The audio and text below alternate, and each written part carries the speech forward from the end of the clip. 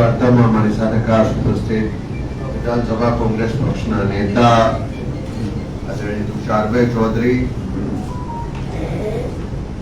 પ્રદેશ કોંગ્રેસ સમિતિના મુખ્ય પ્રવક્તા આદરણીય ડોક્ટર મનીષભાઈ જોશી, અમારા સાથી ધારાસભ્ય દિનેશભાઈ ઠાકોરને આપ સૌ પત્રકાર મિત્રોનું હાર્દિક સ્વાગત કરીએ છીએ।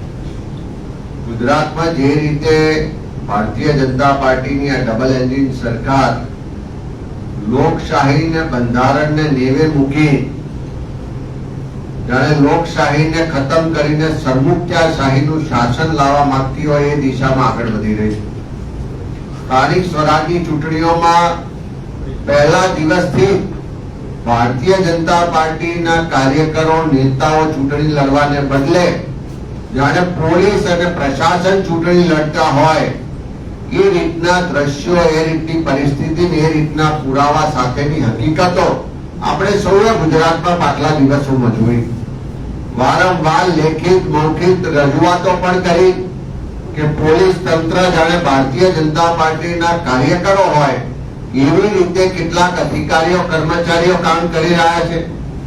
કેટલાક ચૂંટણી અધિકારીઓ જાણે ભાજપનો કેસરી ખેસ પહેરી લીધો હોય એવી રીતે વર્તી રહ્યા છે અને આખી ચૂંટણી પ્રક્રિયા દરમિયાન અનેક રીતે કોંગ્રેસના ઉમેદવારો કાર્યકરોને હેરાન પરેશાન કરવામાં કંઈ બાકી નતું રાખ્યું।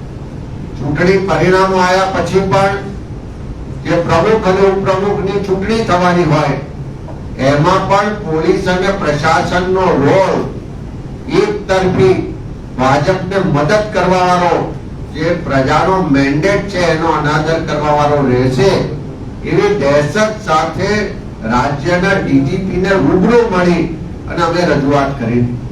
તેમ છતાં જ્યારે 23 તારીખે ગુજરાતમાં તાલુકા પંચાયત, જિલ્લા પંચાયતની ચૂંટણીઓ માટેની તારીખ હતી અને એ દિવસોમાં તાપી જિલ્લામાં વ્યારા ખાતે જે તાલુકા પંચાયતમાં કોંગ્રેસની બહુમતી 20માંથી 13 બેઠકો કોંગ્રેસની હોય અને જ્યારે મતદાન કરવા માટે કોંગ્રેસના સભ્યો મીટિંગ માટે જઈ રહ્યા હોય એવા સંજોગોમાં પોલીસ દ્વારા એને રોકવામાં આવે અને એક બે પોલીસ નહીં 11 ગાડીઓ ભરીને પોલીસ આવે, કોંગ્રેસના સભ્યોને રસ્તામાં રોકે, તપાસના નામે ગાડીઓને કલાકો સુધી રોકી રાખવામાં આવે, કઈ ના મળે તેમ છતાં પોલીસ સ્ટેશને લઈ જવામાં આવે।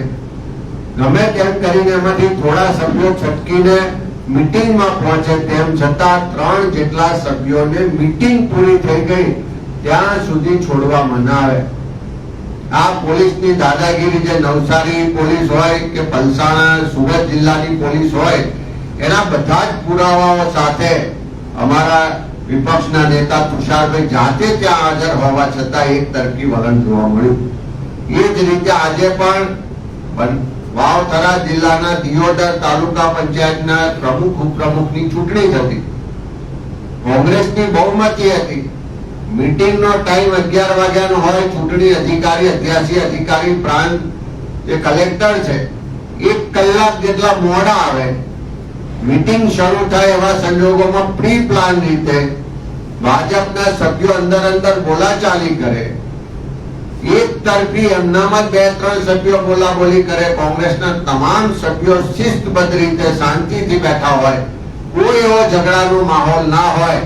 પણ આજે એમની બહુમતી નથી થઈ એટલે ફરી સભ્યો તોડવા માટેનો સમય જોઈએ છે એવા એક આશયથી ચૂંટણી અધિકારી કોઈ પણ કારણ વગર તાત્કાલિક એ મીટિંગમાંથી ઉભા થઈ જાય છે, જાહેરાત કરે છે કે અહીંયા પરિસ્થિતિ કંટ્રોલ બહાર છે એટલે હું આ મીટિંગ મુલતવી રાખું છું અને 27 તારીખે મીટિંગ કરવા માટેની જાહેરાત કરે છે।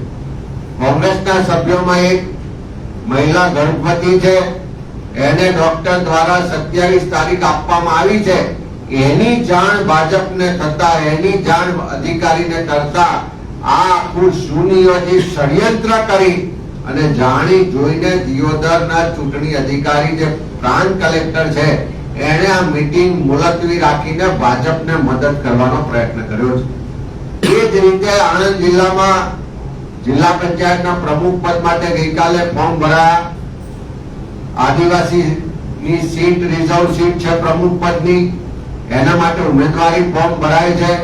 અગાઉથી જાણ કરી છે કે આ ભાજપના મયુરીબેન પટેલ છે, એમનો જન્મ મહારાષ્ટ્ર ધુલિયામાં થયો છે.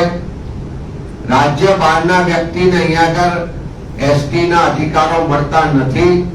એમની પાસે જે સર્ટિફિકેટ બીજા રાજ્યનું છે જે અહીંયા વેલિડ નથી. કાયદાની જોગવાઈ છે તેમ છતાં એ ફોર્મ ભરે છે.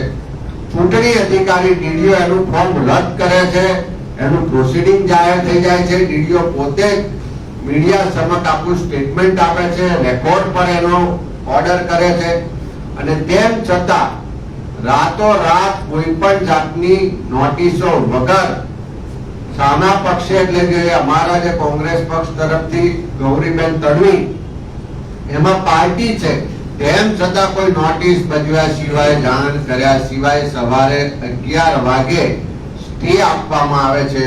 અને એમાં કમનસીબીને જે સરકારનું મેળાવી પડવું જુઓ, જે ભાજપને મદદ કરવાની જે નીતિ જુઓ, તો જે સરકારી વકીલ છે એ ત્યાં આગળ એને સ્ટેન્ડ લેવું જોઈતું હતું કે ડીડીઓ નો જે ચૂંટણી અધિકારીનો ઓર્ડર છે કાયદાની જોગવાઈ મુજબ છે, સાચો છે. એના બદલે એ સરકારી વકીલ એમ કે છે કે આ સ્ટે આપે તો અમને વાંધો નથી, ચૂંટણીમાં એમને ભાગ લેવા દો, અને એમ કરીને સ્ટે મેળવવામાં આવે. એટલે આ ત્રણેય કિસ્સા જે આપ્યા, આવા તો અનેક કિસ્સા છે, પણ એ કિસ્સામાં પોલીસનો રોલ ખુલ્લો પડી ગયો છે, અધિકારીઓ ખુલ્લા પડી ગયા છે.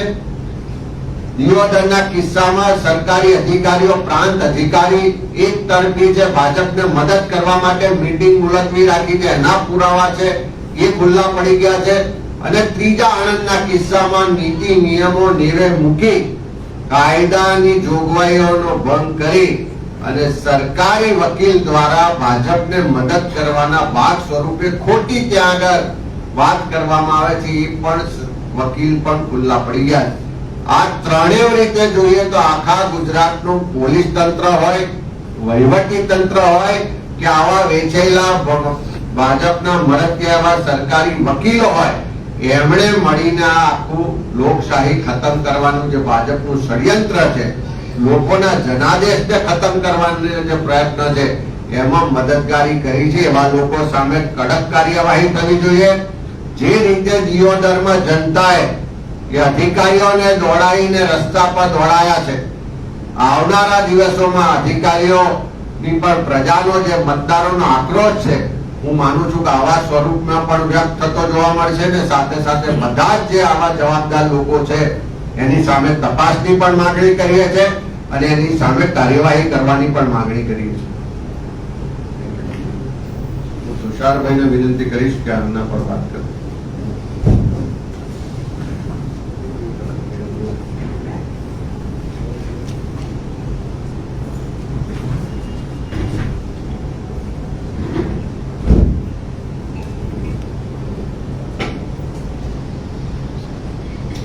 જિલ્લા પંચાયતના પ્રમુખની ચૂંટણીમાં જે ઘટના આજે પ્રકાશમાં આવી છે તે અત્યંત શરમજનક છે અને સમગ્ર ગુજરાતના આદિવાસી સમાજ માટે આઘાતજનક પણ છે.